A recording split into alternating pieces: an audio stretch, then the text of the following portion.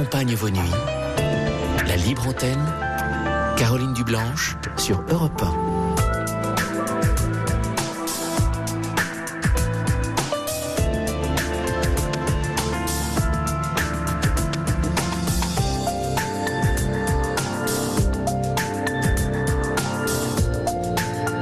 Bonsoir, ravi de vous retrouver. On est à vos côtés jusqu'à 1h du matin. Et pendant ces 2 heures de direct que nous allons passer ensemble, on va tout faire pour prendre soin de vous. On va prendre le temps de se parler, de partager nos expériences, de réfléchir, de s'entraider.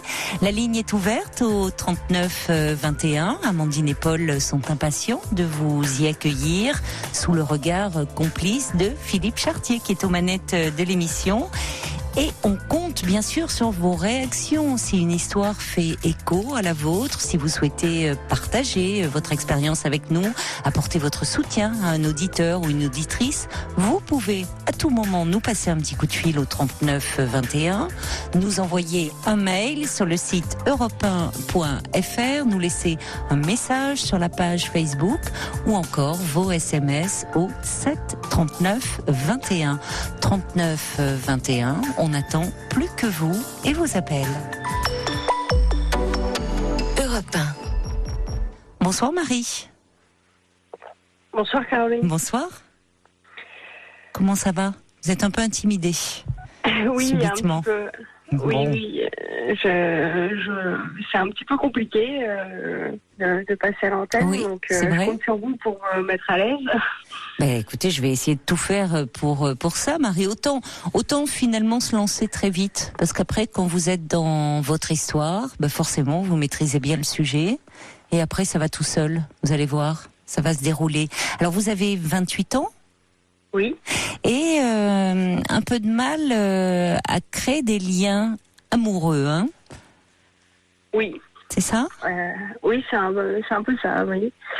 J'ai beaucoup de mal à créer des liens amoureux parce que pour les expériences que j'ai eues précédemment, ça a été très court et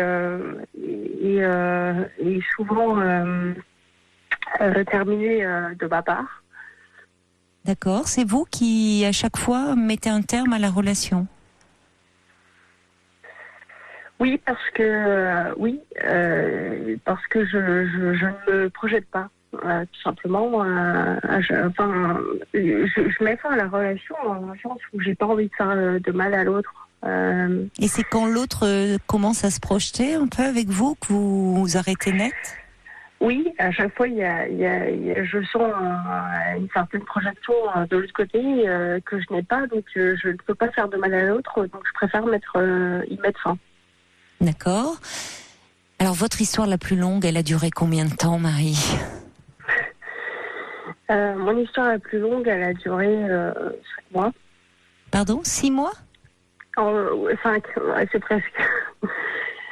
5 mois. D'accord. Donc c'est très court. Oh, c'est déjà... ça dépend, enfin, oui, ça... Bon. 5 mois, et ça n'a jamais été plus loin, c'est ça. Vous lancez au départ, dans le début d'une histoire, vous vous lancez avec enthousiasme dans la relation ou vous y allez déjà un peu à reculons ? Non, j'y vais toujours à reculons. C'est toujours quelque chose, je me sens, pour être honnête, je suis un peu dans une démarche de me forcer pour un petit peu correspondre aux stéréotypes familiaux. Je vous le cache pas, mais à un moment, dans cette démarche, je me rends compte, alors ça peut être 5 mois, ça peut être 2 mois, mais je me rends compte que je peux faire du mal à l'autre parce qu'il est réellement et dans une démarche sincère et dans laquelle je n'étais pas. Oui, donc mais alors déjà, c'est vrai que si on s'engage dans une histoire à reculons, il y a quelque chose qui ne va pas. Normalement, on est porté quand même par le désir, au moins. C'est un moteur puissant. Or, vous me dites que vous voulez vous fondre dans les stéréotypes familiaux. Que voulez-vous dire ? Alors, Ce que je veux dire, c'est que j'ai des grandes sœurs qui, Oui. elles, et on a pour certaines 8 à 7 ans d'écart, donc du coup, j'ai vu, je les ai vus présenter leurs petits amis, etc. Enfin, j'ai été dans un schéma un petit peu comme ça. Marie, parlez bien dans le combiné. Enfin, voilà, presque, il y a des moments où vous êtes un peu à côté. Ah ben là, nettement. Ouais, merci beaucoup. Oui, pardon. Non, c'est pas grave. Non, mais là, on vous entend mieux. Oui, Parfait. donc vous êtes la petite dernière, vous ? Non, je suis l'avant-dernière, mais en tout cas, j'ai 3 sœurs qui me précèdent, et ces 3 sœurs ont toujours, ont présenté des petits amis, etc. Enfin, donc du coup, c'est un petit peu la même démarche. Enfin, je pense que c'était pour moi la suite. C'était ayant vu mes sœurs présenter ses petits amis, je devais faire la même chose. Alors ça dépend, elles en ont présenté beaucoup ou elles attendaient de présenter le bon, celui avec qui elles allaient faire un bout de chemin. Tout dépend. Oui, tout dépend, vous avez raison. Donc pour l'aînée, elle en a présenté 3 à 4 et qu'elle pensait sincèrement les bons. Pour la seconde, ça a été plus structuré. Elle l'a rencontré sur Internet. Ils ont eu une longue relation, ensemble. Oui. Pour la troisième, c'est pas, c'est compliqué. Elle a été dans comment je dirais-je, elle a eu des petits amis, mais elle a présenté plusieurs petits amis. Voilà. Voilà. Elles sont en couple aujourd'hui, vos 3 sœurs là ? Oui. D'accord. Et alors vous, vous avez le sentiment qu'il faut vous inscrire dans cette ligne-là ? C'est important pour vos parents peut-être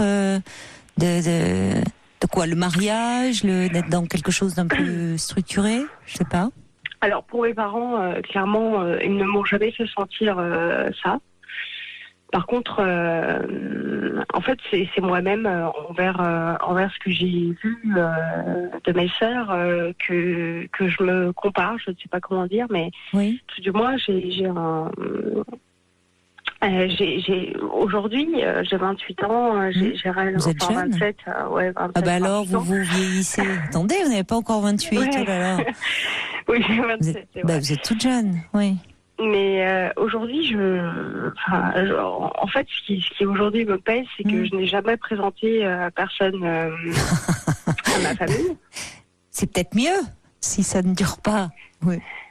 Bah voilà, pourquoi ça vous pèse ? Pourquoi ça vous pèse autant ? Ça me pèse parce que je suis baladée entre mes convictions qui sont mes convictions de base qui sont que je ne souhaite présenter quelqu'un que si je sens réellement que c'est la bonne personne. Et puis entre j'ai 27 ans. Alors 27 ans, vous dites c'est jeune, mais dans la famille, on peut vous faire des remarques. Si vous présentez personne, c'est suspect. Alors justement, j'allais vous demander, est-ce qu'on vous pose des questions à ce sujet ? De quel genre de questions ? Alors, quel genre de questions ? Dans ma famille, vos parents, mes frères et sœurs, mes parents ne me posent pas ce genre de questions. Pourquoi ? Parce que très certainement, ils ont la délicatesse de ne pas le faire. Par contre, pour que ce soit mes tantes ou ma grand-mère, quand je les vois, par exemple, elles vont me dire si c'est une fille, c'est pas grave. Alors, je suis désolée de ce que je vais dire parce que je ne cautionne pas, mais c'est malheureusement. Dites-moi, dites toujours. J'insiste sur le malheureusement. Elle peut me dire s'il est noir, c'est pas grave, parce que je ne cautionne vraiment pas ce genre de propos. Ah bon, mais c'est ce que vous disent vos tantes et votre grand-mère. Genre, si Oui. elle le présente pas, c'est que, oh là là, Oui, voilà, les mais noirs, elles sont dans c'est l'ancienne école, elles Ah oui, sont un plutôt, petit peu oui. arriérées, Oui. j'en suis consciente. Donc elles sont très sympathiques au demeurant, mais malheureusement, c'est ce genre de propos qu'elles peuvent... Oui, pleine de préjugés quand même. Oui. Oui, c'est ça. Mm. C'est-à-dire que elles sont d'ancienne école, c'est que si on ne présente pas quelqu'un... Non, puis c'est fou d'aller se mettre ça en tête. Enfin, alors ça veut dire que si elle se met des trucs comme ça en tête, ça peut être tout et n'importe quoi. Ou elles peuvent vous... Parce que le problème, c'est, on peut s'imaginer, aussi tant que vous ne présentez pas quelqu'un, enfin, ça rassure la famille. Un peu les parents, quels que soient les parents d'ailleurs, même les plus ouverts d'esprit. C'est bon, il y a une forme de stabilité, il y a une continuité. Or, ne présenter personne, parfois peut germer un peu dans la tête des parents, même si cette idée les dérange. Oh là là, elle doit avoir une vie un peu aventureuse sur le plan amoureux. Vous voyez, peut-être se poser des questions de cet ordre-là. C'est ça. Bon, ce qui en soi n'est pas si grave. Non. Non, c'est pas si grave, mais sincèrement, ça me pèse beaucoup. En fait, ça me pèse beaucoup parce que, en fait, par rapport aux réflexions, alors que peuvent faire mes tantes ou ma grand-mère, je sais qu'elles sont Bien dans le combiné, Marie. Marie, parlez bien dans le combiné. Ah, pardon. Vous m'entendez bien là ? Oui, là, oui, ça va. Oui, voilà, pardon. Oui, je disais, pour les réflexions que peuvent me faire ma grand-mère ou même ma tante, je sais que ma grand-mère n'est pas raciste en soi, donc quand elle me dit, ni même ma tante, quand elle me dit... Oui, c'est possible d'ailleurs, mais c'est oui. comme si vous aviez quelque chose à cacher. Mais voilà, c'est exactement ça. Je n'ai pas dit d'ailleurs, c'est pas. Mais du coup, c'est oh là là. Enfin, mais elles sont âgées, vos tantes? Elles ont quel âge, sans indiscrétion? Alors, ma tante a 55 ans et ma grand-mère a 86 ans. De votre grand-mère encore, quoique moi je vois à travers cette émission, je trouve que souvent c'est pas les personnes les plus âgées qui ont les idées les plus conservatrices. Hein. Il y a parfois des terribles vieillards de 20 ans ou 30 ans.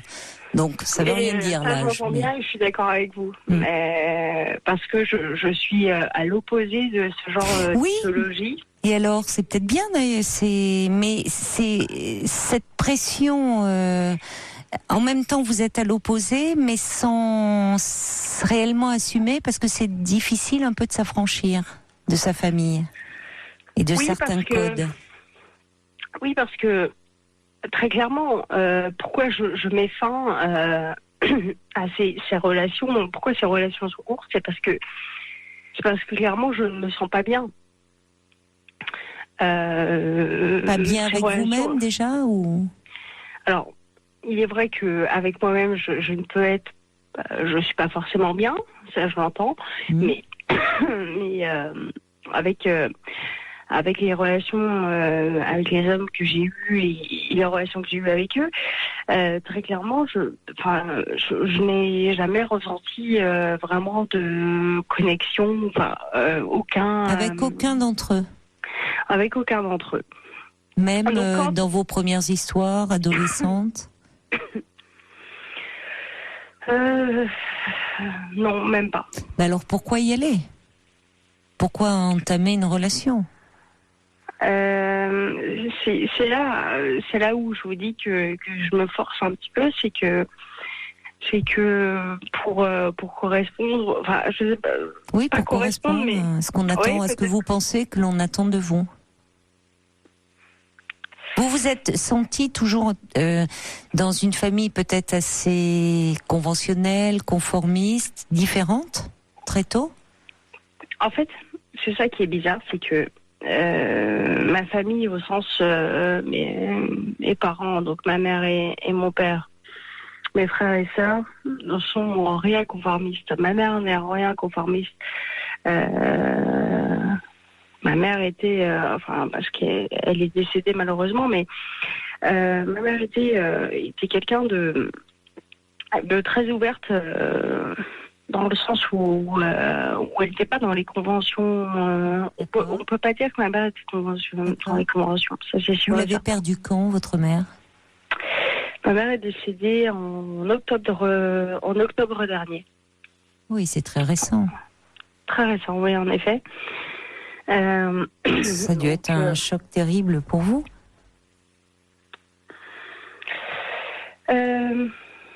En effet, ça a été un choc terrible. Le jour où j'ai appris qu'elle était décédée, les moments où je l'ai vue sur son lit de mort, j'ai versé des larmes.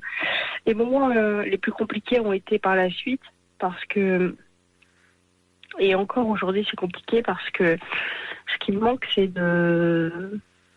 en fait c'est sa présence physique, de ne plus pouvoir la voir.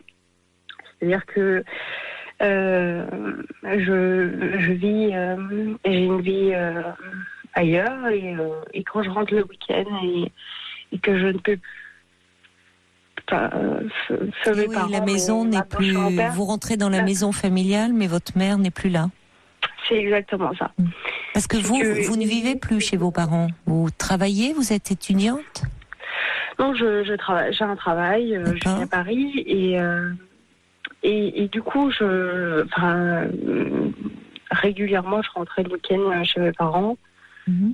Maintenant que ma mère, depuis que ma mère est décédée, c'est vrai que la maison n'a plus la même ambiance, n'a plus la même. Oui, forcément. Voilà. Elle manque, et même votre père est différent. Tout est différent. Vous n'avez plus la même envie finalement de vous y rendre. C'est douloureux. C'est exactement ça. C'est que je dirais mon père, je comprends, etc. Mais quand j'y vais, ça n'a plus la même chaleur, en fait. C'est une question de chaleur. Je sais que auparavant, quand je rentrais le week-end, j'avais l'odeur de cuisine, j'avais l'odeur de tout ce que... Oui, du familier, du connu, c'est vrai, c'est très rassurant, les odeurs. On ne s'en rend pas compte quand elles sont là. C'est notre environnement habituel et c'est notre environnement... les bébés sont particulièrement sensibles à ça, à l'odeur de leur maman, évidemment. Oui. Et ça fait partie d'un familier de connu. On s'aperçoit à quel point elle manque et à quel point cette notion de familiarité manque quand elles ne sont plus là. Et on voit bien à travers ces odeurs de cuisine que vous évoquez, c'est la présence de votre mère et qui faisait la vie dans la maison. C'est ça. C'est que quand je passe la porte de la maison, je l'ai passé beaucoup de fois depuis que ma mère est décédée. C'est plus la même chose du tout. Mon père n'a plus la même image non plus. Bizarrement. Et c'est compliqué parce qu'elle manque beaucoup. Marie, je suis désolée, mais parlez bien dans le combiné, sinon ça rend un peu l'échange inaudible à la radio. Là, je vous perds un peu. Vous m'entendez bien. Si vous parlez dans le combiné, oui, je vous entends bien. Je suis désolée de vous le rappeler, mais c'est vrai qu'on est à la radio et moi-même, je ne vous entends plus. Vous me parlez déjà, il y a quelque chose qui me frappe de votre difficulté à créer des liens amoureux. Mais là, vous êtes dans un moment très douloureux de votre vie, où il y a ce lien essentiel, fondamental, ce lien à votre mère qui est rompu. Oui. Vous savez, Caroline, je vais être honnête, c'est que ma mère est décédée en octobre. Très sincèrement, j'ai pas l'impression qu'elle soit décédée, en fait. C'est-à-dire que j'ai pleuré en la voyant sur son lit de mort. J'ai pleuré par la suite. Je pleure encore parfois, mais elle n'est pas décédée pour moi. Vous voyez, je sais pas. Vous avez du mal à intégrer cette réalité. Qu'est-ce que vous voulez dire ? Qu'elle est encore très présente ? Vous la sentez présente en vous ? Ou c'est quelque chose qui est qui est inacceptable encore pour le moment. Vous n'arrivez pas à le penser. En fait, c'est plus dans le sens où je la sens présente. Parce que c'est... Alors, c'est peut-être pour me rassurer, je ne sais pas. Mais tout du moins, oui, je la sens présente ça vous à aide, côté de moi. Ça vous porte, ça. En fait, si je n'avais pas l'idée qu'elle était présente auprès de moi, ce serait très compliqué. Pour vous résumer, c'est un peu ça. C'est que pour moi, il faut qu'elle soit près de moi. Sinon, c'est compliqué. Je comprends. Vous étiez très très proche, très lié à elle particulièrement. Alors c'est là où est toute la complexité, c'est que en soi, ma mère n'a jamais été une personne démonstrative. On n'a jamais, par exemple, on se faisait jamais de câlins, ou elle me disait jamais je t'aime, ou des choses comme ça. Par contre, ce qui a été ces dernières années, elle a été malade et j'ai été très présente pour ça. Et j'ai été très présente envers elle et aujourd'hui je suis. Et c'est peut-être pour ça que, en soi, je ne me rends pas compte qu'elle est décédée, c'est que j'ai été vraiment présente pour elle dans les moments de maladie où c'était très dur. Et quand je dis très dur, c'est que parfois, elle pouvait être insupportable, mais je le supportais. Mais voilà, en soi, j'ai aucun regret. En fait, c'est ça. J'ai tellement vécu les moments les plus pleinement, intensément, ces moments-là. Vous ne l'avez pas lâché. Enfin, vous avez été présente, vous particulièrement. Vos sœurs ont déjà leur vie peut-être été éloignées géographiquement. C'est exactement ça. C'est que moi, géographiquement, je pouvais me permettre. Oui. Voilà. Donc je l'ai fait. Et mes sœurs, dans les moments compliqués, ont toujours été là aussi. Mais c'était vous qui étiez là presque un peu tout le temps, dans ces moments-là. Oui, c'est ça. Et aujourd'hui, autant à l'époque, c'était très lourd, autant aujourd'hui... Alors, dans l'idée où elle est décédée parce que je ne peux plus la voir, en fait, c'est ça qui me fait dire qu'elle est. Oui, c'est le manque de sa présence. Vous en parlez très bien quand vous revenez dans la maison familiale et qu'il n'y a plus toutes ces odeurs familières qui étaient liées à la présence de votre mère et qui créaient de la vie dans la maison. D'ailleurs, les premiers temps et encore aujourd'hui. Elle avait un parfum particulier et ce parfum particulier, je l'imprime sur certains vêtements et ça me rassure beaucoup. Oui, je comprends, mais on a cette dimension-là dans des moments comme ça difficiles de notre vie. On a besoin de se rassurer comme des petits mammifères que nous sommes, par l'odeur. Oui. Par la chaleur, l'odeur, quand il n'y a plus la chaleur d'un corps, l'odeur est très importante. Un parfum, quelque chose, un environnement qui vous rassure. Mais vous voyez, Marie, on est très loin de votre question première, qui était très loin et pas si loin. Votre question première qui était votre difficulté à créer des liens amoureux. Là, on parle d'une histoire d'amour, effectivement, et pas n'importe laquelle. C'est l'histoire avec votre mère.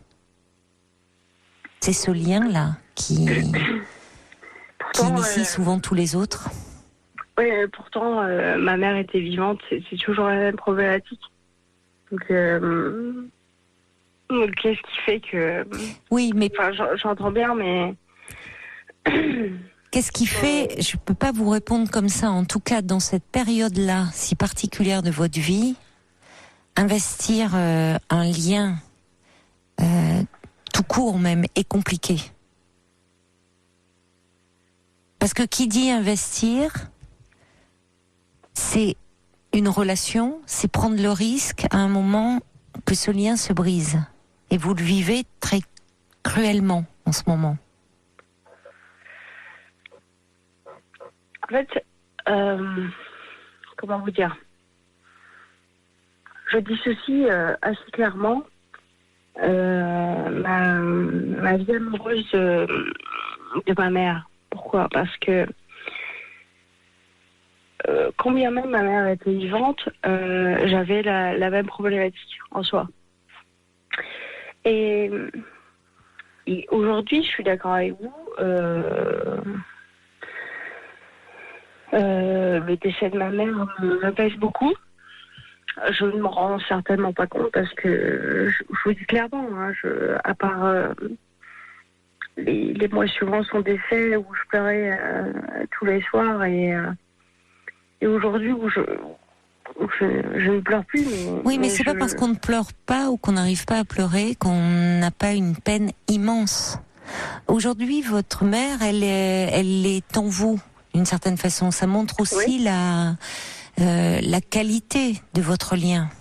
C'est-à-dire qu'au fond, vous êtes encore, d'une certaine façon, rempli d'elle et de tous ces moments. Et pas de n'importe quel moment. Vous avez raison, je serai remplie d'elle toujours et peut-être pas de façon aussi douloureuse. Enfin, peut-être d'une façon plus apaisée. Parce que là, vous me dites, la problématique était la même avant même ce qui est arrivé à ma mère. Mais vous avez 27 ans, Marie. Oui.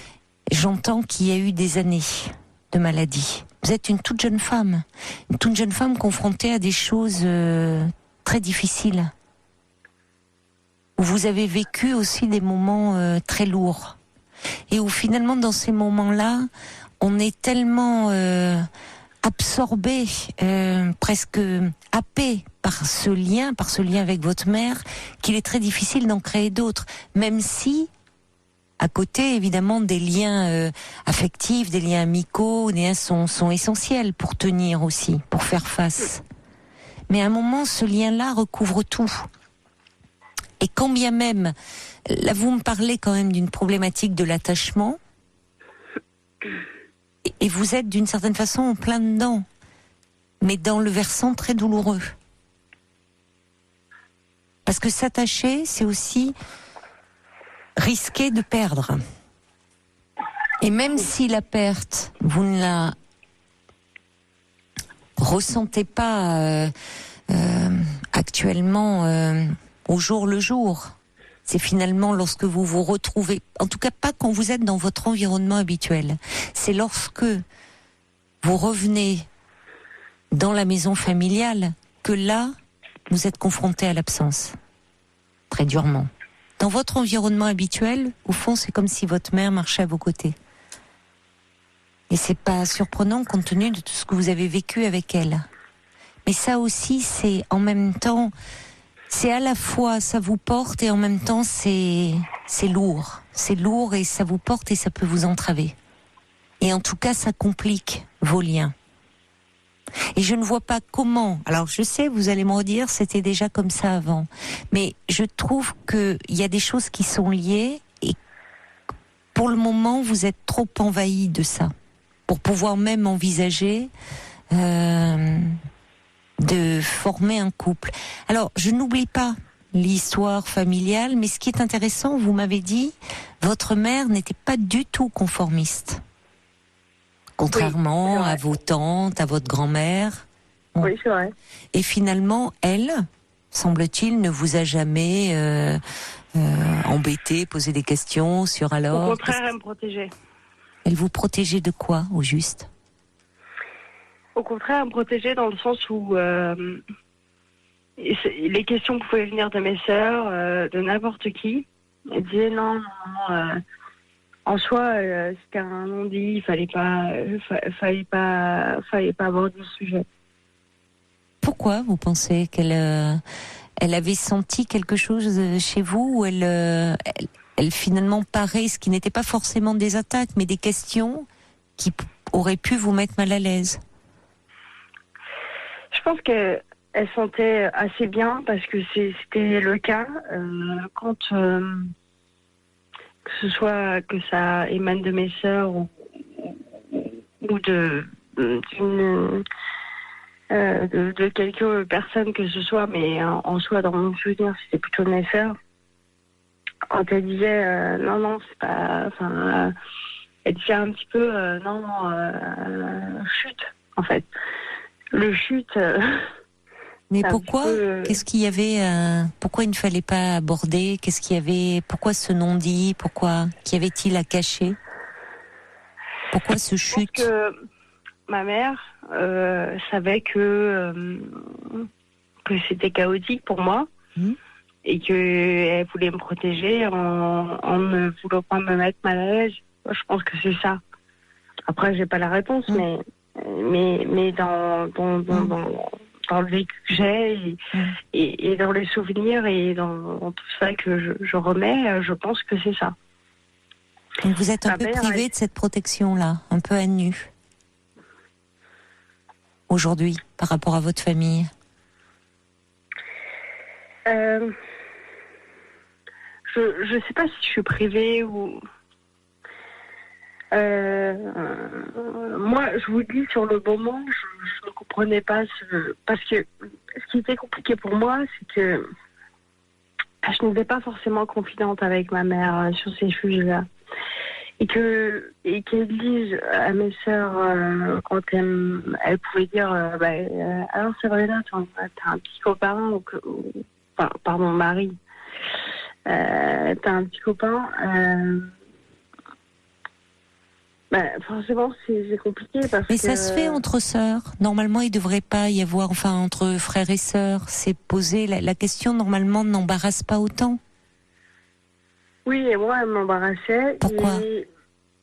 Pourquoi elle m'embarrassait ? Parce que je savais que je ne pouvais pas donner de petits copains avec un garçon. Bon, mais ça peut ne pas être un petit copain après tout. Et alors ? C'est là toute la problématique, c'est que à un moment, pour moi, je vous dis, à l'époque, j'étais pas du tout dans cet esprit-là. J'étais pas dans l'esprit d'avoir un petit copain ou quoi que ce soit. Pourquoi pas ? Mais quand ma mère me protège en disant chut, c'est pas la peine d'aborder le sujet, Marie, on va marquer une petite pause. Marquer une petite pause. Ça va vous permettre de parler bien dans le combiné, parce que je sais c'est un peu votre émotion, mais qui fait qu'à un moment on ne vous entend plus. Restez bien avec nous. On se retrouve dans quelques minutes. Ça marche. Toutes vos confidences à Caroline Dublanche au 39 21. 50 centimes la minute plus coût de l'appel. La libre antenne sur Europe 1. Caroline Dublanche.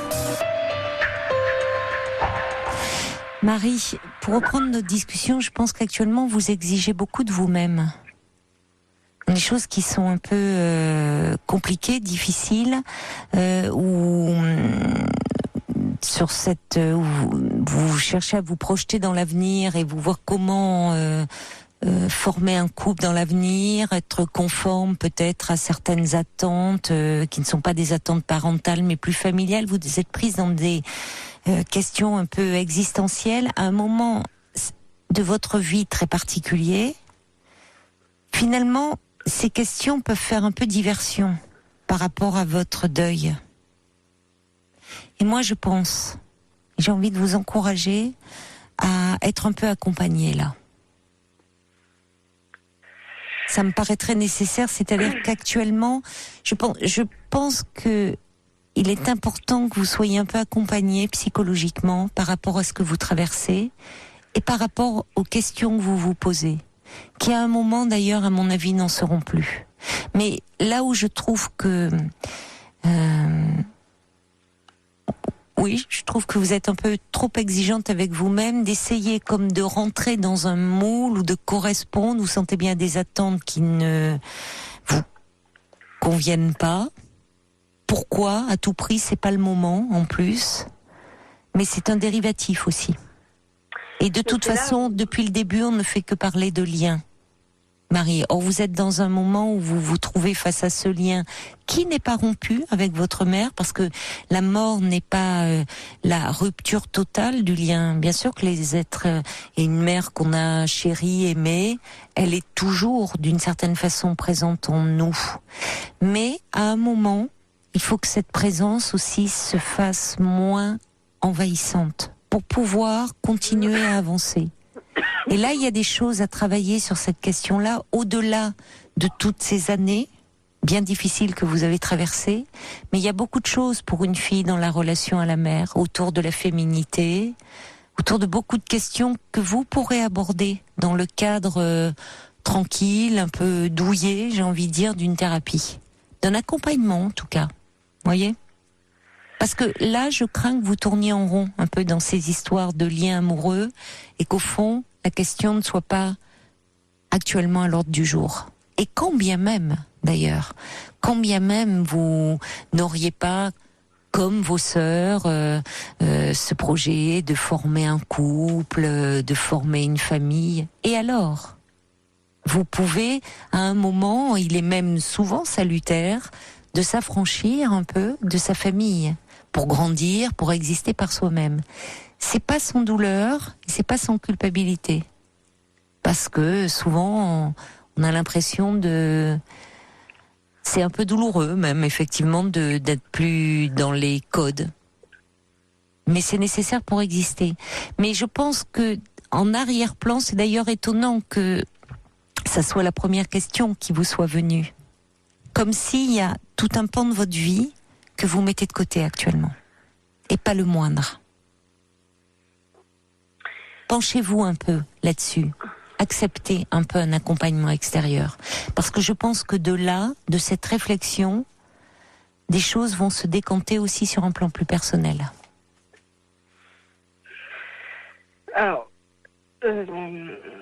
Caroline, je pense que vous avez raison. Pourquoi ? Parce que ma mère a toujours été un sujet, avant même qu'elle décède, a toujours été un sujet de discussion. J'ai pu consulter auparavant et elle était au centre de tout ça.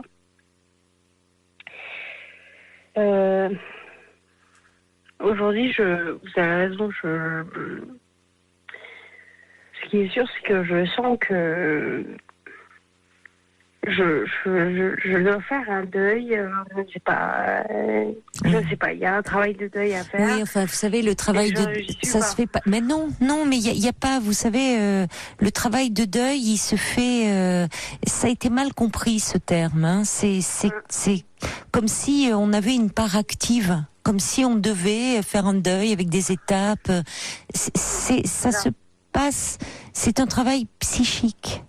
Et c'est un travail qui, la plupart du temps, se passe à notre insu. On se dit pas, tiens, je suis en train de faire un travail de deuil, je dois faire un travail de deuil, ou pourquoi je ne fais pas ce travail de deuil ?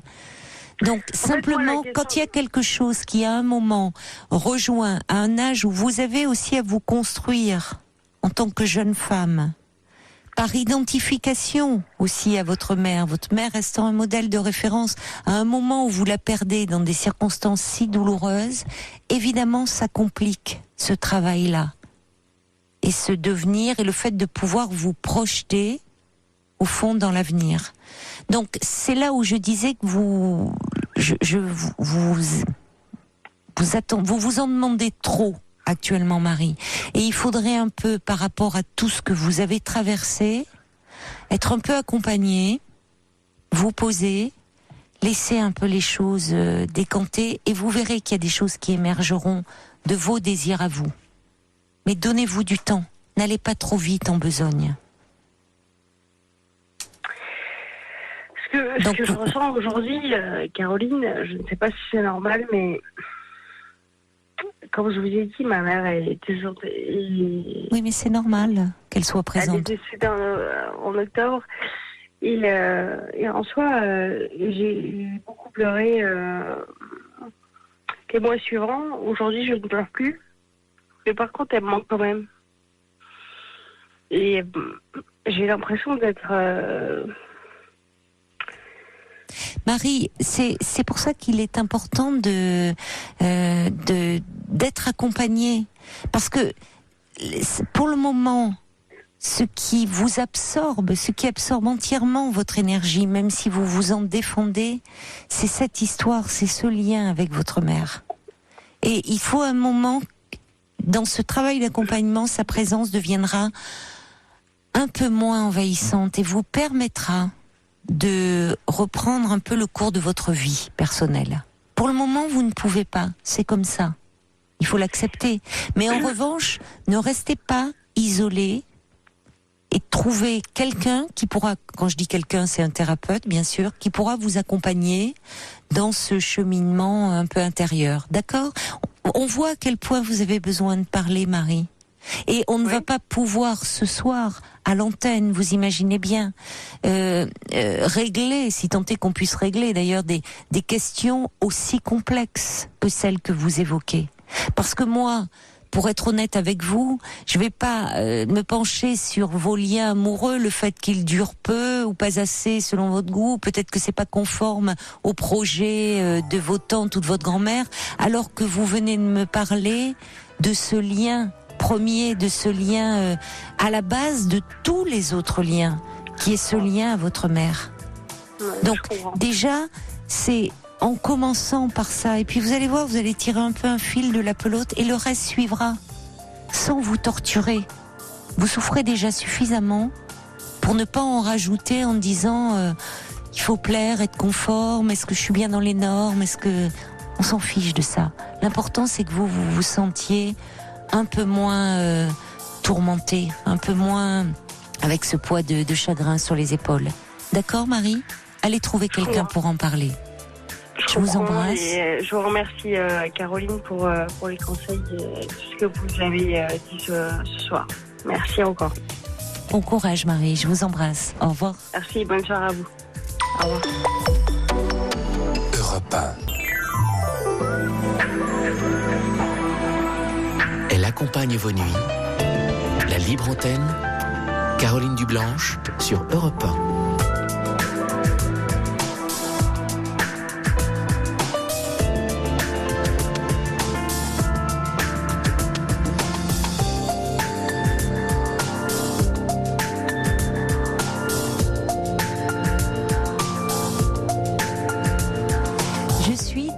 Votre écoute jusqu'à 1h du matin et je vous invite à appeler le 3921 standard d'Europe 1 pour me parler et me poser toutes les questions qui vous préoccupent. Vous pouvez aussi bien sûr réagir à tout ce que vous entendez, que ce soit par mail, europe1.fr, par SMS au 7 39 21 ou encore sur la page Facebook de l'émission. Bonsoir Sandrine. Oui, bonsoir Caroline. Bonsoir. Tout d'abord, je tenais à vous dire bravo pour votre émission. Bah, c'est gentil, merci. Elle est salvatrice pour bien un grand nombre d'entre nous. Et moi, je vous appelle parce que je vis des choses compliquées depuis notamment 4 ans. J'ai un peu la sensation d'être dans une machine à laver à l'essorage et ça ne s'arrête pas. Et pour l'heure, je suis sans énergie, complètement anéantie, sans plus aucune estime de moi et je dois rebondir professionnellement. Je m'interroge comment ça va être possible de le faire. Et oui, quand on se sent sans énergie, c'est compliqué. Oui. Oui, voilà. C'est compliqué sur le plan professionnel ou également sur d'autres plans de votre vie ? Un peu tous les domaines en fait. En 2014, je me suis occupée de mon papa qui faisait un infarctus et qui était dans une autre région que la mienne. Oui. Donc je suis allée le chercher, j'ai mis en place son installation, après l'avoir hébergé, j'ai mis en place son installation ici. Je lui ai trouvé un logement, j'ai mis en place un encadrement médical avec des infirmiers, une aide à domicile. Il a fallu par ailleurs dans l'autre région tout déménager, tout déblayer, voilà. Donc je l'ai rapatrié ici en 2014. Ensuite, professionnellement, en 2015, j'ai fait un burn-out qui a été complètement ignoré. S'en est suivi un arrêt maladie entre-temps, il y a eu une reprise à mi-temps thérapeutique, puis à plein temps. Mais comme j'ai repris et je n'avais plus aucune mission, et mon poste avait été supprimé, j'ai redégringolé. Enfin bon, c'est normal, oui. C'est un peu, vous avez repris, mais c'était une mise au placard, alors. Voilà, un petit peu. Enfin, j'ai été beaucoup méprisée dans mon entreprise dans laquelle je suis restée 26 ans. Et donc après ce burn-out... Oui, c'est pas rien en plus, 26 ans dans une boîte et que ça se termine de cette façon-là, c'est douloureux. Ça. Donc c'est très douloureux dans la mesure où c'est suivi un arrêt de maladie de 3 ans et à l'issue de ces 3 ans, en fait, le corps médical a statué une incapacité. Donc mon entreprise a été dans l'obligation de me licencier. Et puis, donc après 26 ans d'entreprise et à 52 ans, aujourd'hui, je me retrouve sur le marché du travail et sans plus aucune énergie, sans estime de moi. Donc, je me demande un peu comment faire pour retrouver les ressources pour rebondir et repartir, quoi. Vous voulez rester dans le domaine dans lequel vous étiez, enfin dans votre domaine de compétences, j'imagine? Alors non, pas du tout, parce que j'étais dans un monde de business où il fallait faire du chiffre, il fallait dégager des marges opérationnelles. C'était vraiment... Oui, ma pauvre, oui. Donc alors en plus, quand on est fatigué, qu'on est en plein questionnement sur soi-même, c'est compliqué. Voilà. Et du coup, non, je m'oriente plutôt, au vu de mon expérience et avec mes qualités humaines, j'aimerais m'orienter vers de l'aide, enfin de l'humain en fait. Votre père va mieux, en fait, depuis... Alors mon père, oui, va mieux, il se maintient, mais du coup je l'ai à l'œil, je le surveille, puisque je l'ai emménagé dans un appartement à 2-3 immeubles du mien, qui me permet d'aller le voir très régulièrement. Il a un traitement pour le sang. Oui, mais ça a modifié beaucoup votre vie à ce moment-là. Enfin, vous avez fait en sorte de vous rapprocher, de pouvoir veiller sur lui. Vous vivez seule, Sandrine ? Oui, je vivais seule. Quand j'ai descendu mon père, j'étais avec ma fille. J'ai élevé ma fille toute seule. D'accord. Et donc, j'ai descendu mon père dans ma région en 2014. Et ma fille a dû quitter aussi le domicile au moment où j'étais en arrêt maladie en 2015, je crois, fin 2015. Pour repartir faire des études ou travailler ? Oui, tout à fait. Non, pour repartir dans une autre ville, finir ses études. Donc, elle a très bien réussi. Et bon, là, tant mieux, vous pouvez être fière de ça. Oui, tout à fait. Mais ça, néanmoins, ça n'a pas dû être simple non plus, parce que vous dites à un moment l'état de santé de votre père qui s'aggrave d'un coup, vous qui avez été très présente. Pour lui, votre fille qui quitte le domicile, bon, c'est toujours aussi un moment, même si c'est une étape, mais quand on se retrouve seul, si vous l'avez élevé seul, c'est un peu compliqué aussi. C'est ça, ça fait un grand vide. Et puis la rupture avec le travail, donc ça fait beaucoup de... Ouais. Tout cumulé. Même si on peut pas mettre sur le même plan, mais tout cumulé, émotionnellement, ça fait beaucoup. C'est ça, émotionnellement, j'ai pas mal été ébranlée ces 4 dernières années. Oui. Et j'arrive là à un stade où il faut que je rebondisse, mais malheureusement, j'ai plus aucune énergie, quoi. Vous êtes parti un peu avec des indemnités qui vous permettent de voir venir, j'espère, de pas être comme ça, justement, un peu le couteau sous la gorge, comme on dit familièrement. Oui. Oui. Bon. Oui, je suis partie avec le minimum, En fait, il y a eu aussi ça. Il y a eu aussi un avocat que j'avais mandaté pour défendre mes intérêts. Oui. Donc c'est vraiment été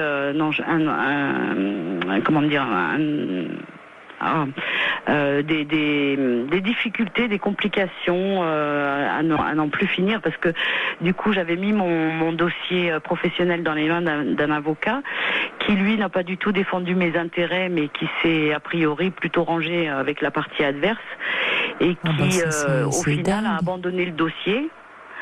Oh oui, vous avez été très mal conseillé là, franchement, parce que lui aurait dû vous libérer justement de toutes ces tracasseries, aurait dû gérer au mieux vos intérêts. Oui. Tout à fait, je l'avais mandaté pour ça, pour me délester. Évidemment, de tout ce qui est très compliqué, de tout ce stress auquel vous ne pouviez pas faire face.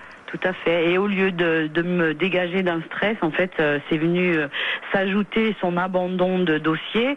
Et aujourd'hui, il me réclame bien sûr de l'argent, alors que on avait signé une convention de résultat. C'était au vu de ce qu'il vous permettait de récupérer aussi, après tout. Vous pouvez lui dire que le contrat n'est pas rempli sur ce plan-là. Voilà, c'est ça. S'il demande le minimum et qu'il se range du côté de l'employeur, ça ne va pas. Il n'a pas fait son job. Tout à fait. Mais aujourd'hui, il me réclame de l'argent et on en est arrivé à saisir la cour d'appel. Je vais peut-être pas dire la région, mais non, mais enfin, c'est encore bien des complications. Voilà, c'est ça. C'est des complications sur complications en fait qui m'entraînent à cet épuisement. Oui, c'est bien compréhensible, Bien compréhensible au vu de tout ce que vous avez dû gérer là. Oui. En peu de temps. Puis je vous raconte pas tout.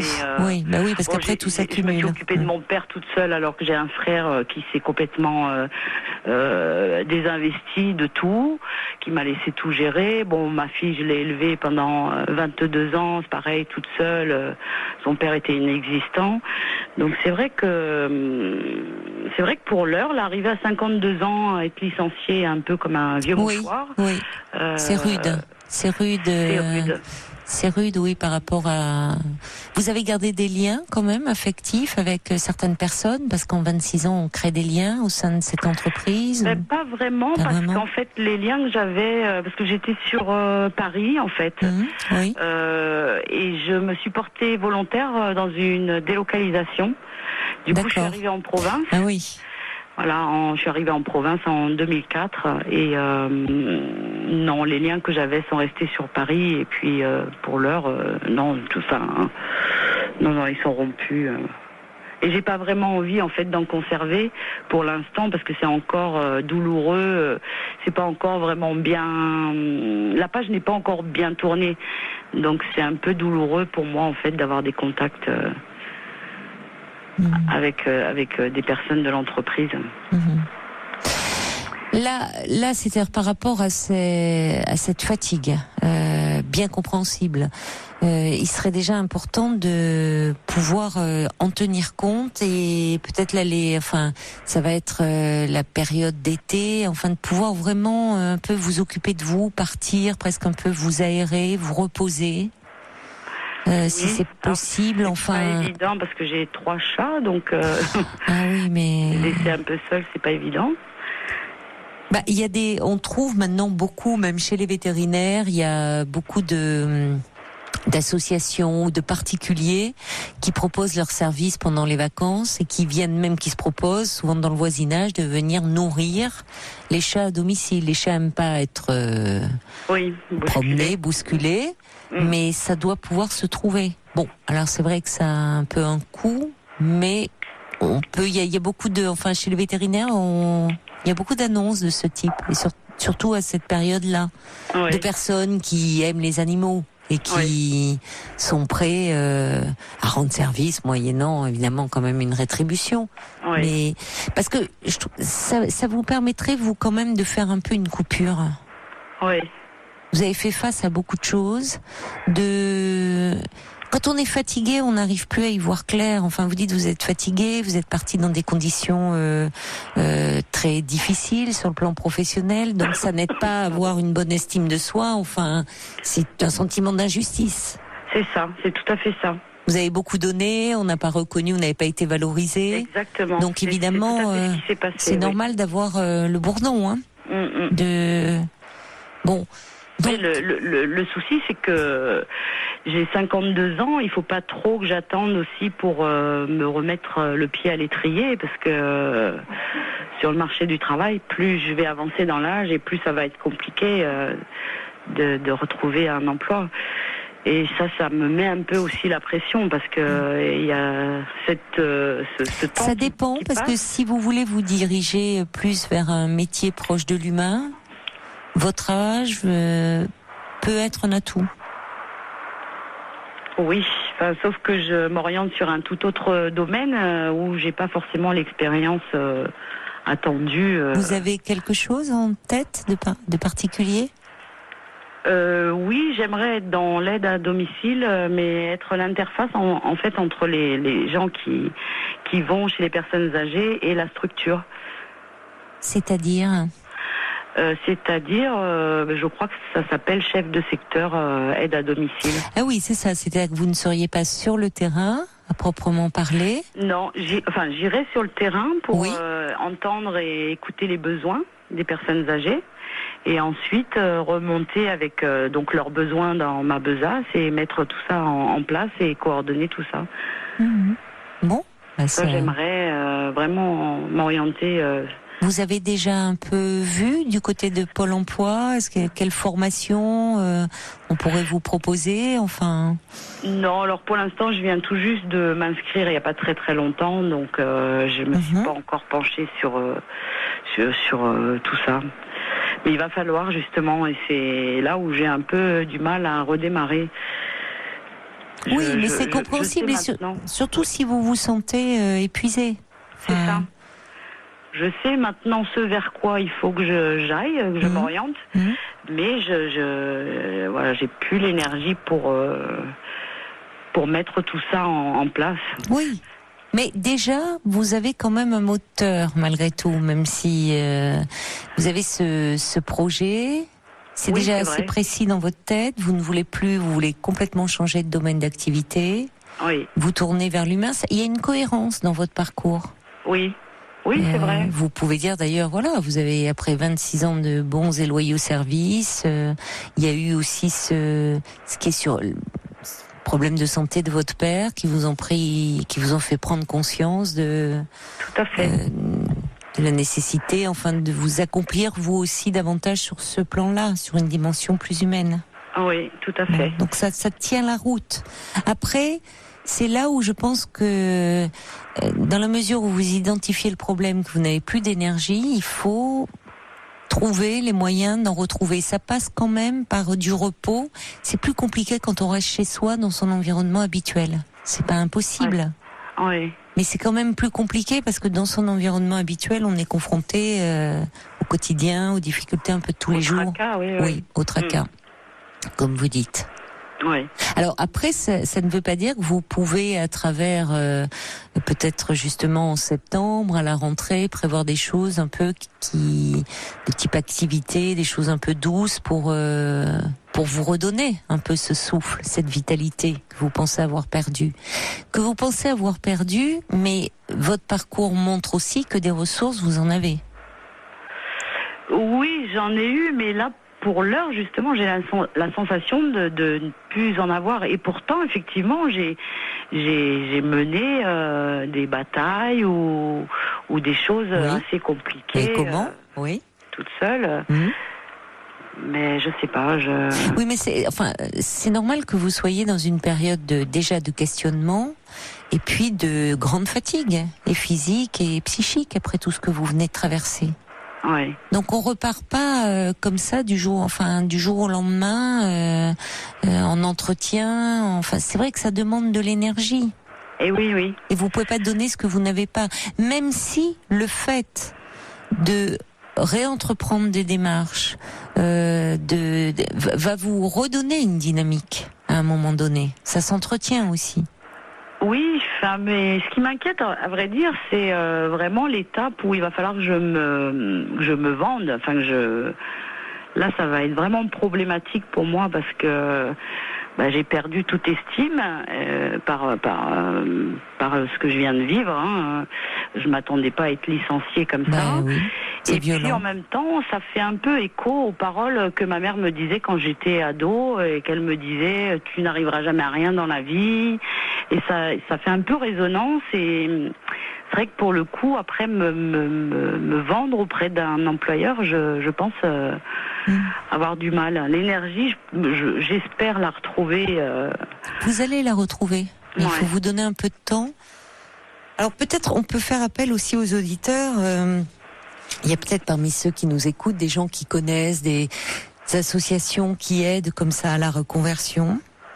professionnels qui pourraient, voyez, parce que évidemment là vous apercevez le sommet de la montagne et vous vous sentez minuscule, quoi, en disant comment je vais faire. Il faut y aller palier par palier. C'est ça, comment je vais gravir cette montagne. Voilà, c'est ça. Et se fixer vous avez cet objectif, mais il y a des paliers et les associations souvent font un très bon travail d'accompagnement où, entre autres, le fait de rebooster aussi psychologiquement les personnes en reconversion, demande d'emploi, en leur simplement les remettant un peu face à elles-mêmes et à leurs compétences, qualités que vous avez perdu de vue pour le moment.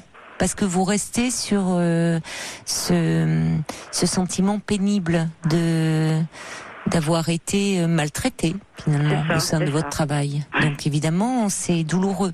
Là aussi, bon, il y a ce qui peut se faire, donc 3921 europe1.fr. Il y a Daniel d'ailleurs qui dit, pour info, le poste dont vous parlez, le poste que vous envisageriez, existe dans les services du conseil départemental dans le cadre de l'APAD, APAD, dit Daniel. L'APAD, d'accord. Et c'est quoi l'APAD ? Bonne question.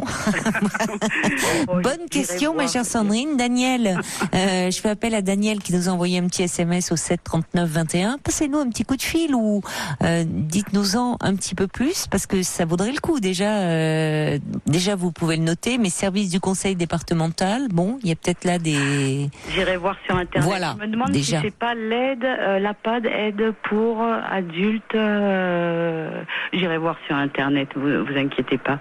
Oui, c'est pas l'APA, c'est l'APAD. Donc je sais pas trop ce que c'est moi non plus, je vous avoue.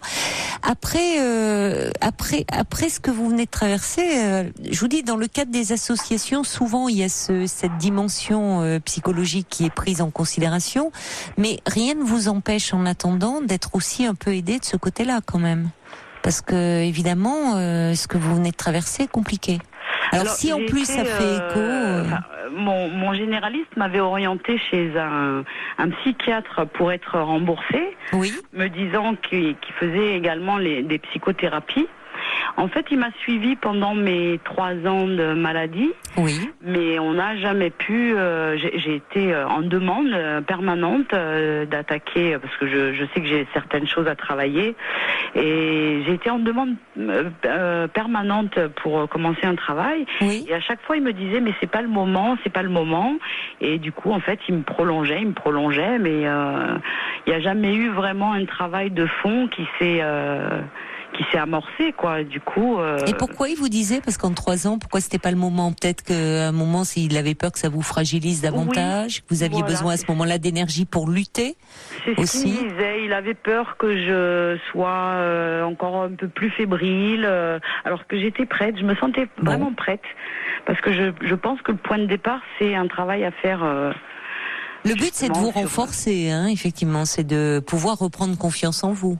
Voilà, et de voir qu'après tout, c'est pas parce que vous avez été maltraité au sein de votre entreprise que vous n'avez aucune valeur. De toute façon, votre valeur, elle dépend pas du travail que vous fournissiez. Et quand bien même, d'ailleurs, ce travail n'a pas été reconnu, vers la fin, en plus, parce que sinon, il se serait... été vraiment reconnu en 26 ans, parce que j'ai pris des responsabilités, des initiatives qu'on m'a laissé prendre, mais qui n'ont jamais été reconnues, pour au final me dire mais vous n'avez pas les compétences, alors que ils ont mis du temps à s'en rendre compte. Oui. Non, mais enfin ça, vous savez... J'ai occupé un poste pendant 5 ans, et à l'issue des 5 ans, quand j'ai réclamé le titre officiel, on m'a dit vous n'avez pas les compétences. Bon, j'ai quand même occupé le poste pendant 5 ans, avec des évaluations très satisfaisantes, donc. Non, j'ai vraiment été méprisée, mais... Oui, mais parce que quand on veut se séparer de quelqu'un, malheureusement, parfois, les arguments sont assez déloyaux, les arguments employés. Oui, ils n'étaient pas entendables, ils ne savaient plus quoi me dire. Un coup, il n'y avait pas assez de volume, alors que j'avais repris 2 postes, je faisais 2 postes en un, par rapport à la configuration précédente. Ils étaient à bout d'arguments, et ils savaient pas trop... ils étaient à bout d'arguments, en fait. Ils ont jamais vraiment voulu me promouvoir. Du coup, tout était bon et prétexte pour ne pas Bien sûr, ouais, me valoriser. ouais. Je remercie Daniel qui a renvoyé un petit message en disant désolé, APAD c'est tout simplement aide des personnes à domicile. Et donc elle dit vous pouvez voir au niveau du conseil départemental. Sinon D'accord. au niveau des associations, merci à Florence également qui dit une très bonne association qui vous permettrait, je pense, dit Florence, de reprendre confiance en vous et de retrouver du travail. Ça s'appelle Force Femmes. Forte femme. C'est pas mal, mais non, force. Oui, d'accord. Force Femmes. D'accord. Force et plus loin femme au pluriel. D'accord. Florence qui vous souhaite bon courage. C'est gentil. Il y a également l'association il y a plusieurs antennes dans plusieurs régions, Solidarité nationale contre le chômage, Oui. snc.asso.fr. Ah, ça me parle, ça. D'accord. Ok. Vous en avez entendu parler déjà ? Ben, je crois avoir vu sur Internet. Je crois que vous l'avez d'ailleurs déjà dit lors d'une Oui. Fifi voilà. est en train de m'amener d'ailleurs un petit papier récapitulant cette association. Alors déjà pour association Force Femmes, c'est www.forcefemmes tout attaché, femmes au pluriel, pas force. .com, www.forcefemmes.com. D'accord, bah, j'irai Donc en fait cette association propose un accompagnement gratuit à des femmes souhaitant être soutenues dans leur démarche de retour à l'emploi ou de création d'activités. Alors il y a des critères précis, mais ma chère Sandrine, vous rentrez dans ces critères-là parce qu'il faut être âgé de 45 ans et plus. Ah ben parfait, d'accord. Alors oui, je vois être inscrite à Pôle emploi depuis au moins 2 ans. Faut peut-être voir un peu. Là, c'est...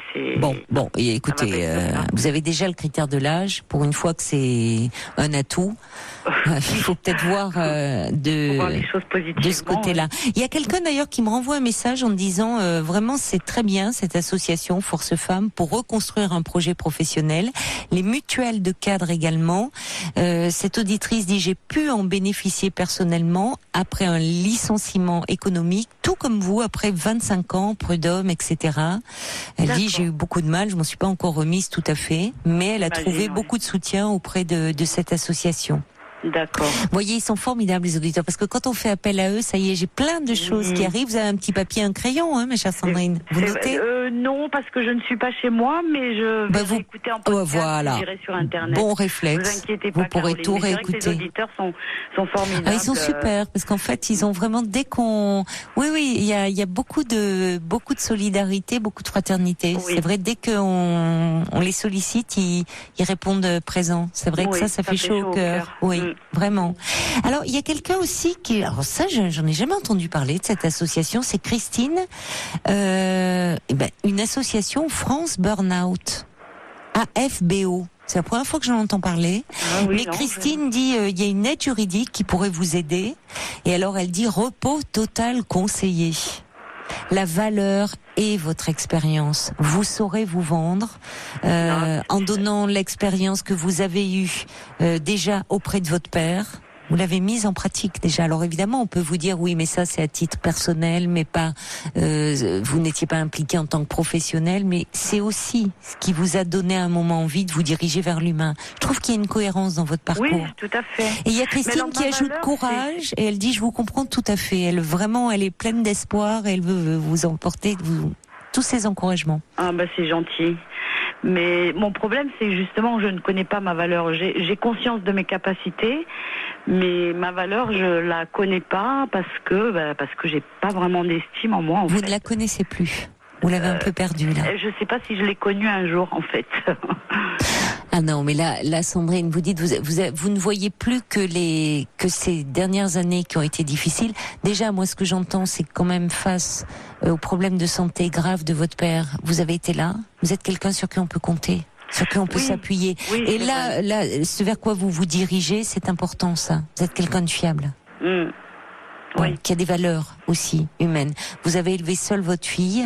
Votre fille, aujourd'hui, elle vole de ses propres ailes. Vous pouvez être fier de ça. Oui, et puis elle a très bien réussi. Vous êtes habitué à vous battre. Alors évidemment, à un moment, c'est normal que l'énergie, que vous soyez découragé. Et après après, il y a un sentiment d'amertume qui est bien compréhensible après, vu comment ça s'est passé au sein de votre travail. Oui, mais oui, c'est pas parce que des personnes... C'est un deuil à faire après 26 ans oui, c'est d'entreprise. vrai. C'est vrai.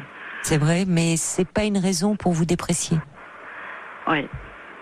Donc là, je pense que vraiment le retour, le contact avec des associations, parfois en ayant aussi des choses très concrètes, en étant simplement des gens qui vous reçoivent régulièrement, qui vous reboostent, qui vous remotivent, ça aide. Parce que c'est vrai que quand on est seul chez soi et qu'on se dit qu'est-ce que je vais faire maintenant de ma vie, c'est l'impression de repartir à zéro. On repart. Oui, mais même pas une impression, c'est on repart. On repart à zéro. Là, il faut refaire ses preuves. On repart jamais à zéro. Parce que on repart jamais complètement à zéro. Vous avez des acquis, vous avez une expérience. Oui, ça. Donc quand je dis à zéro, c'est-à-dire dans une nouvelle structure, il faut qu'on refasse nos preuves, il faut qu'on regagne la confiance. Oui. Il faut déjà un peu que je rejoins Christine. Hein, il faut déjà que vous vous reposiez un peu. Vous fassiez un break là. Mais ça fait 3 ans là que je suis. C'est pas du repos. J'ai été en arrêt maladie. Non. Sandrine, c'est pas du repos, ça. C'est pas du repos parce que vous aviez plein de choses à gérer. L'avocat, les tracasseries, c'est pas la même chose qu'à un moment partir quelque part et vraiment dans un endroit où vous sentez que vous pourrez vous ressourcer, repenser peut-être à des endroits où vous avez été bien, à des moments de votre vie. Il y a des gens qui ont besoin de nature, ça peut être la campagne, d'autres c'est la mer, d'autres c'est il y a des endroits comme ça où on sent qu'on puise un peu une force aussi dans les éléments, quelque chose où à un moment on arrête la petite mécanique infernale au niveau de la tête quoi. Ouais. On lâche un peu. Et on permet aussi. Parce que, oui, vous étiez en arrêt maladie depuis 3 ans, mais vous n'avez pas arrêté de batailler. Oui, c'est vrai. Oui. Puis l'avocat qui m'a lâché. Ben oui, ça fait beaucoup. Ça, c'est compliqué. Ça fait beaucoup de trahison, ça fait beaucoup de ruptures. C'est pas vraiment du repos. Et vous savez, parfois dans un lieu où on est un peu coupé, justement, de son environnement habituel et dans un lieu où... Moi, je parle de la nature parce que je sais il y a quelque chose d'assez puissant à ce niveau-là. Après, où on se ressource parce qu'on se reconnecte un peu finalement à. Oui, c'est vrai. Et on retrouve parfois des choses comme ça, une force que vous avez. Il y a en tout cas, il y a beaucoup de messages d'encouragement. Il y a quelqu'un qui dit je vous comprends, je sais ce que c'est de ne pas être reconnu pour son travail. C'est un sentiment d'injustice terrible, mais n'oubliez pas que vous avez quelque chose à offrir et que vous avez de la valeur déjà en vous-même. Il y a quelqu'un qui dit vous avez élevé seul votre fille, c'est tout à votre honneur. Vous avez probablement, cette personne ajoute, trop le nez dans le guidon en ce moment pour vous rendre compte de tout ce que vous avez déjà accompli. C'est vrai que j'ai pas le recul nécessaire. Non, forcément. Mais il y a déjà quelque chose de positif qui émerge de toutes ces expériences qui ont été bien difficiles. C'est qu'à un moment, vous êtes dit, les chiffres, le business, j'en ai marre. Ah oui. Voilà. Je me rapproche de quelque chose qui, aujourd'hui, vous correspond plus, où vous sentez que vous avez des choses à apporter et qui vont aussi vous apporter, qui correspondent à ce dont vous avez besoin actuellement. C'est ça, tout à fait. Et qui me correspond, qui me ressemble. Oui. Encore un message, beaucoup de messages pour vous. Katou sur la page Facebook, elle dit pour votre reconversion en aide à domicile chef de secteur, renseignez-vous au centre départemental d'action sociale sur le secteur de votre localité. Vous pouvez même trouver des infos par le CAS qui vous orientera vers la bonne structure, association. Plein de courage à vous. Vous dit Katou. C'est gentil, ils sont adorables. CAS, Centre communal d'action sociale. Oui, le CCAS, je crois. Le CAS, c'est CCAS. Et puis Daniel dit peut-être avoir avec votre médecin une cure pour vous faire chouchouter. Un peu un environnement de douceur, de bien-être. Oui, il aimerait que je parte en cure, mais alors la problématique, c'est mes 3 minous. Et je suis un peu comme avec ma fille, fusionnelle. J'ai un peu de mal à les laisser à des inconnus. Déjà, ils sont pas seuls, ils sont tous les 3. Ils vont me dire, chouette, on va pouvoir un peu, enfin, je dis pas ça parce qu'ils vous aiment, mais faire la fête. Et puis, franchement, vous allez trouver, tiens, il y a Gisèle, elle était à Alfortville, elle dit, moi, je les garde, les minous, gratuitement, mais c'est peut-être pas dans votre coin. J'étais dans le 94, mais j'y suis plus. Bon, bah, dommage. Et vous êtes à Marseille. Bon. Oui. Alors, écoutez, demandez à votre vétérinaire. Eux, ils ont même parmi leur clientèle des gens de confiance. Et franchement, il y a moi, je le vois chez le véto, il y a beaucoup de gens où il y en a même qui, c'est vrai, comme Gisèle, qui le font gratuitement. Il y en a qui demandent, en général, c'est assez modique. Ils le font parce qu'ils aiment les animaux, ils restent là pendant les vacances et s'ils sont proches de chez vous, ils viennent les nourrir, changer un peu la litière. Et il faut quand même vous occuper de vous là.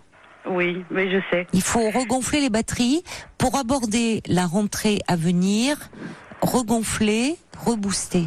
Et parfois, vous savez, il faut peu de choses, il faut un peu changer d'air, d'environnement. Accordez-vous ça. Vos matous, ils vont survivre, hein. Oui. Du moment qu'ils restent dans leur maison, ils ont toutes leurs odeurs, quelqu'un qui vient les nourrir, franchement, ça ira. Oui. Hein? Bon, après, j'ai mon chéri qui risque de pas être trop content que je parte, mais... Ah, votre chéri, alors soit il vient avec vous l'embarquez, ou alors sinon il garde les matous, qui seront utiles s'il vient pas. Oui. Oui. Pourquoi vous partiriez pas avec votre chéri, Sandrine? Pourquoi? Parce que lui travaille. Il travaille tout l'été? Pardon? Il travaille tout l'été? Je ne sais pas, j'ai pas connaissance de ces dates. Vous lui demandez. Vous lui dites que vous aimeriez bien partir au moins une petite semaine avec lui. Non, attention de ne pas vous trouver un peu tous les prétextes pour ne pas partir, Sandrine. Oui, non. Il faut savoir lâcher ça. Des prétextes, c'est oui, je suis un peu entravée. Enfin, je sais pas. Partir avec mon chéri marche pas trop parce qu'il est très vite essoufflé. Donc en fait, on n'a pas du tout le même fonctionnement et le même rythme. Donc c'est un peu compliqué. Et partir sans lui, il va bouder un peu, mais ça c'est pas grave.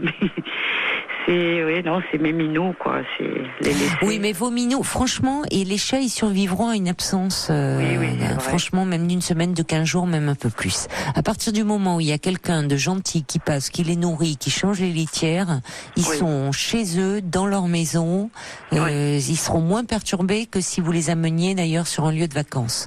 Donc on peut trouver. Je vous comprends, j'ai toujours eu des animaux, je sais ce que c'est un peu dur de s'en séparer, mais en même temps, quand à un moment il faut aussi penser à soi en faisant en sorte que soit bien, mais la priorité c'est que vous retrouviez de l'énergie, d'accord? Franchement, il y a Frésia qui dit vous avez une voix énergique. Vous allez réussir, vous allez rebondir, c'est sûr. Réécoutez bien l'émission en podcast parce qu'il y a beaucoup d'associations certainement vers qui vous pourrez trouver du soutien et du réconfort. Je vous le souhaite. Oui, je vais réécouter et aller sur Internet, voir tout ça. Je vous embrasse, Sandrine. Merci beaucoup, bonne soirée et plein de courage à vous. Merci au revoir. beaucoup. Au revoir. Laissez vos messages à la libre antenne d'Europe 1 au 39 21, 50 centimes la minute.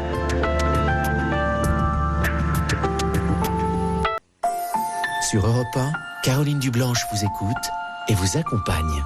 Minuit 42 sur Europe 1, on est en direct comme tous les soirs jusqu'à 1h du matin et la ligne est ouverte au 39 21, alors n'hésitez pas à nous passer un petit coup de fil et si vous tombez sur le répondeur de l'émission, c'est tout simplement qu'Amandine et Paul sont déjà en ligne, je les vois là, les téléphones à l'oreille, donc n'hésitez pas à laisser un message sur le répondeur de la libre antenne avec un numéro de téléphone si vous souhaitez être appelé, ils feront tout leur possible pour vous rappeler dans les prochains jours. Un petit mot encore pour vous dire que jeudi 21 juin, ce sera l'été et la fête de la musique. Et comme tous les ans, on a envie de la fêter avec vous, les amis, cette fête de la musique. Alors, si vous avez envie de pousser la chansonnette à l'antenne, c'est le moment ou jamais.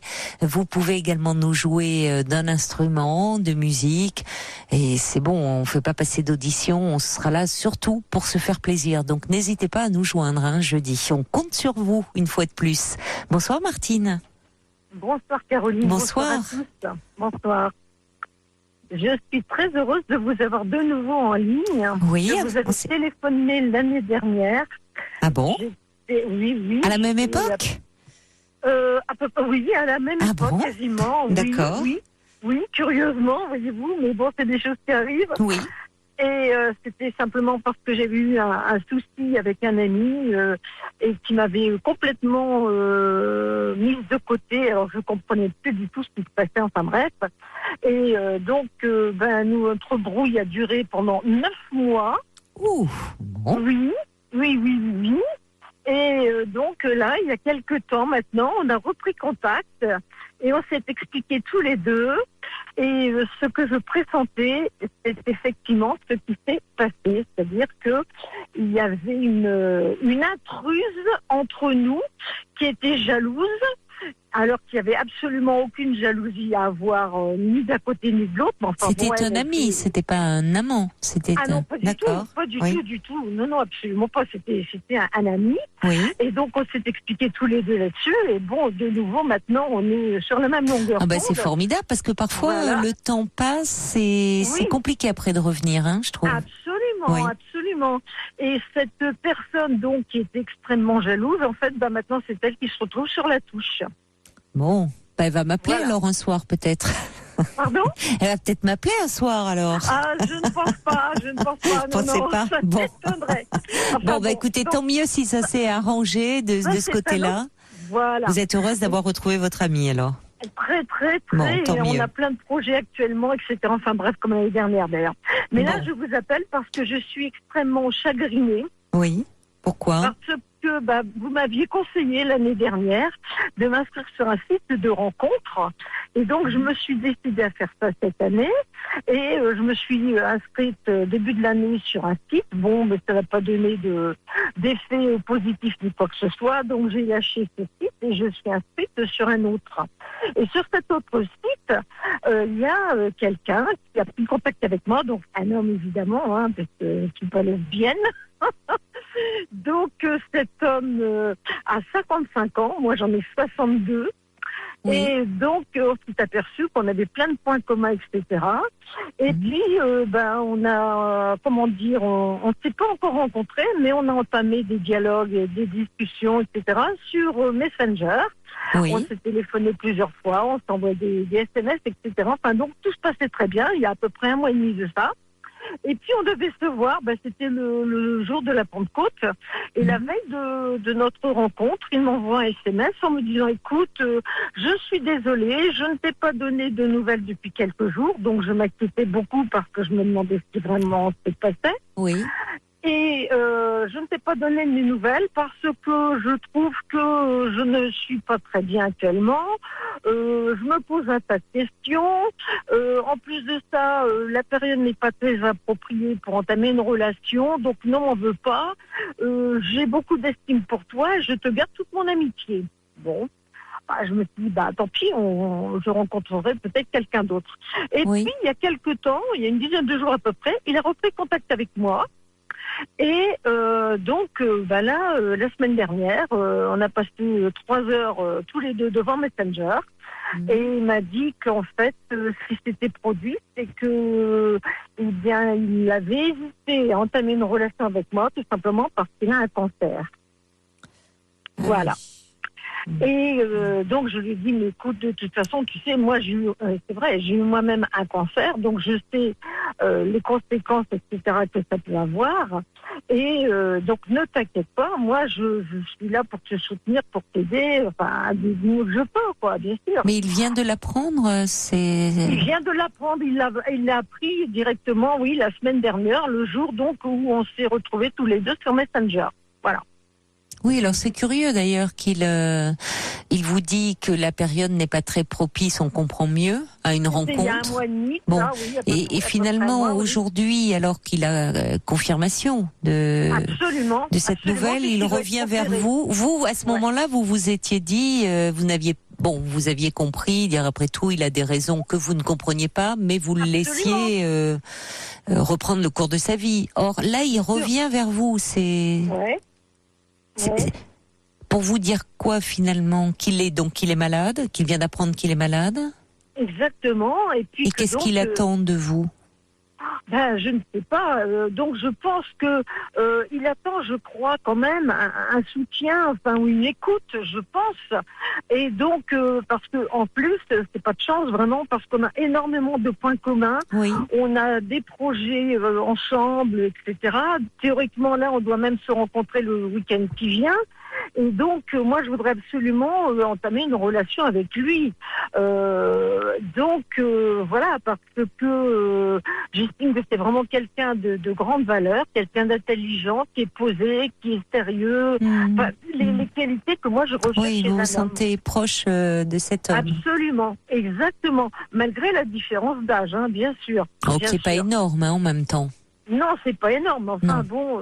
Non, voilà. c'est pas énorme là. Mais, non, c'est plus la question de la maladie qui compte quand même. Voilà, qu'on peut pas évacuer d'un revers de main, parce que c'est pas comme si, quand la maladie survient dans un couple où il y a déjà un lien construit, évidemment, on s'épaule, on s'entraide, on se soutient.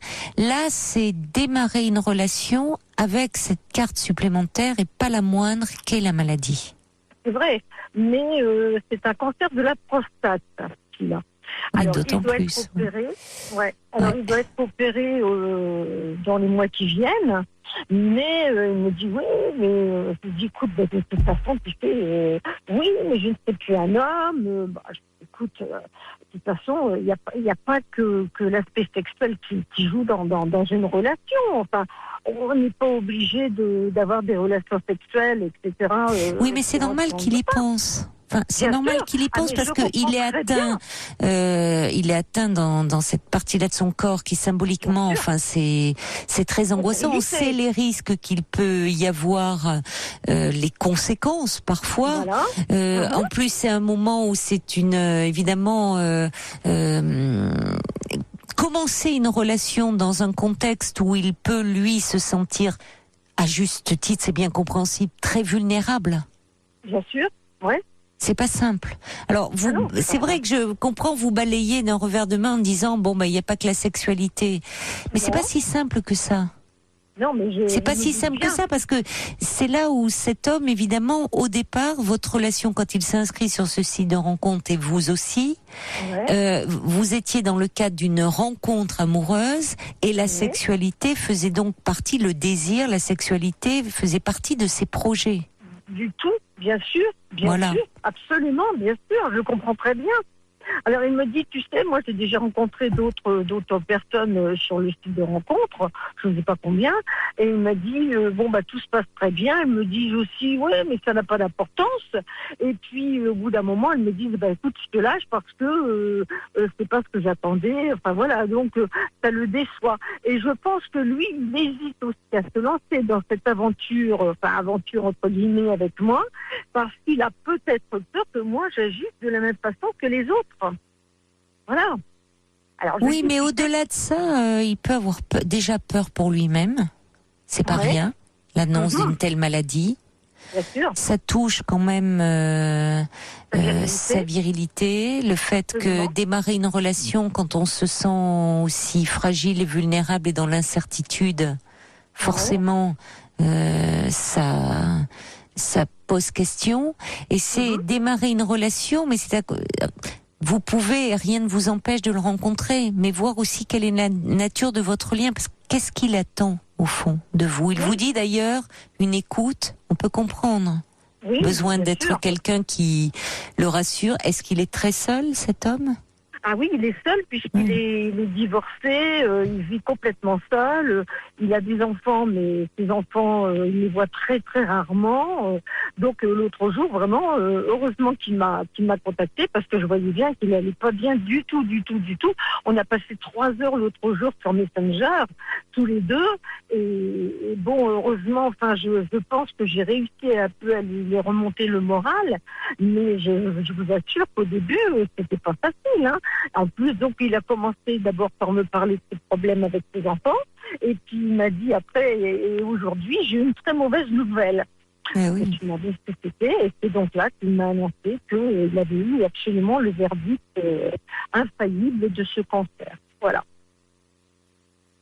Donc, j'entends là vous vous êtes porté un peu par l'enthousiasme de cette rencontre, Bien sûr, complètement. mais vous voyez déjà comme le problème, c'est que vous avez mis beaucoup d'énergie déjà pour le rassurer, pour vous démarrer la relation quand même sur un mode très particulier.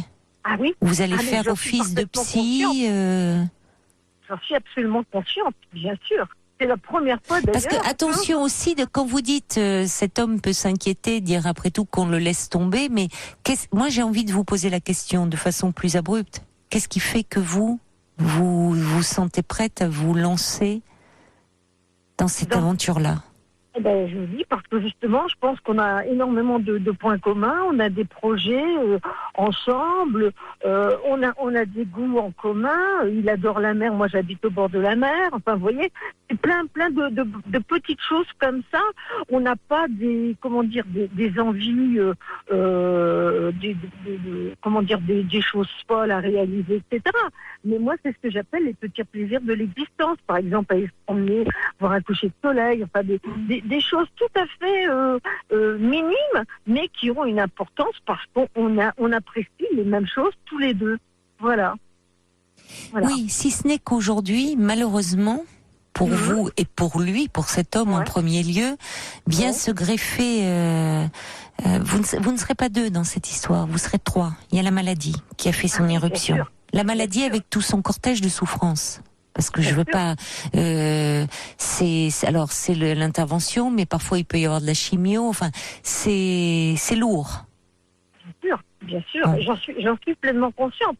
Parce que moi, il y a quelques années, il y a une petite dizaine d'années aussi, maintenant, j'ai eu un cancer moi-même. Bon, heureusement, moi, j'ai pas eu besoin de chimiothérapie, mais enfin, j'ai été opérée. Oui. Et pardon ? Oui, je disais, je vous écoute. D'accord. Et ensuite, j'ai eu des séances de rayons, enfin de radiothérapie. Donc, je sais à peu près de quoi il s'agit. Bon, évidemment, je ne suis pas à sa place. Mais je lui ai expliqué, j'ai dit, tu sais, un cancer, ça se soigne. Et puis ce fameux type de cancer-là, en fait, c'est partie aussi de ce qu'on soigne le mieux actuellement. Bon, apparemment, il n'est pas trop inquiet, justement, sur la suite. Les médecins se sont montrés plutôt rassurants sur l'évolution, sur le. Absolument. Non, absolument. dites bien sûr, c'est pas toujours le cas, hein, ça dépend. Non, bien sûr que non, je comprends très bien. Mais je lui ai demandé si on lui faisait de la chimiothérapie. Il m'a dit non, c'est juste une opération. Bon. Donc voilà. Donc il m'a dit après théoriquement ça doit être nettement mieux. Bon, bah, évidemment, une fois que la tumeur sera enlevée, c'est pas nettement mieux. Mais les conséquences sont hyper importantes pour lui et je comprends absolument parfaitement bien. Évidemment. Bien et sûr. il craint aussi de ne plus pouvoir peut-être être, j'allais dire. Enfin, c'est démarrer une relation amoureuse, une relation intime quand on se sent atteint à ce point-là dans son intimité, c'est compliqué. Ouais. Cet homme, on peut comprendre ses peurs et ses réticences. Là où j'entends, moi, votre enthousiasme. Mais j'ai envie de vous dire, je veux pas casser votre enthousiasme, mais c'est dur. Vous vous lancez dans quelque chose de dur. Il faut le savoir, hein. Oui, bien sûr, bien sûr. Et c'est quand même pour vous protéger, mais aussi lui, finalement, ne pas donner d'emblée de faux espoirs. Vous ne vous connaissez pas encore. Vous avez des points communs, mais vous ne vous êtes pas rencontrés. Bon. Déjà, j'ai un message de Brigitte qui dit attention, vous lancez pas dans cette histoire tête baissée, gardez le lien, mais aussi vos distances. Vous verrez comment les choses se passent. Oui. Ne vous mettez pas tout de suite en position de je vais porter, je vais prendre en charge, je serai à tes côtés. On va, voyez, de son histoire qui est face à la maladie, vous le savez vous-même, on est seul, hein, de toute façon. Ah oui. On est seul, même quand on est accompagné, parce que c'est pour sa vie qu'on lutte. C'est dans son corps qu'on éprouve les souffrances. Cet homme, vous ne le connaissez pas encore, véritablement. Même si vous avez beaucoup d'affinités. Donnez-vous du temps pour vous protéger, vous, et aussi lui. C'est-à-dire ne pas laisser penser que vous allez pouvoir être à ses côtés, mener tout de front, parce qu'il ne faut jamais présumer de ses forces. Oui, complètement. Alors, il y a Cathy qui dit pour la prostate opérée, on fait de moins en moins de chimio. Il y a qui dit aussi peut-être vous pourriez le rencontrer déjà en ami pour le moment. Déjà, c'est-à-dire que même lui, ça pourrait le rassurer. Après tout, de ne pas être dans cette dimension plus charnelle, plus érotique. Alors, il y a Violaine, elle dit tiens, ça je n'étais pas du tout au courant. Elle dit que Franz-Olivier Gisberg aurait écrit un livre sur son vécu. Un très grand amour en 2010 et elle ajoute évidemment il s'en est très bien sorti, je ne savais pas qu'il aurait été malade, peut-être regardez déjà un peu ce livre, de quoi il s'agit et puis ça peut vous donner effectivement des raisons de vous lancer en connaissance de cause. Merci en tout cas et plein de bonnes choses à vous et à ce monsieur alors Martine. Au revoir, bonne soirée. Je vous remercie infiniment de votre écoute. Au revoir Martine, bonne soirée. Je vous embrasse, je vous souhaite une très belle nuit. Il est maintenant 1h du matin, c'est Europe 1.